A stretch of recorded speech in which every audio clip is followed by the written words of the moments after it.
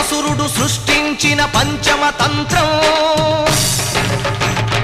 నరజాతిని వంచిన దారుణ కుల మంత్రం, నరకబడిన శంభూకుని శిరం సాక్షిగా, తెగిపడిన ఏకలవ్య బొటన వేలు సాక్షిగా, ముంతల చీపురుల మన దీనగతం సాక్షిగా,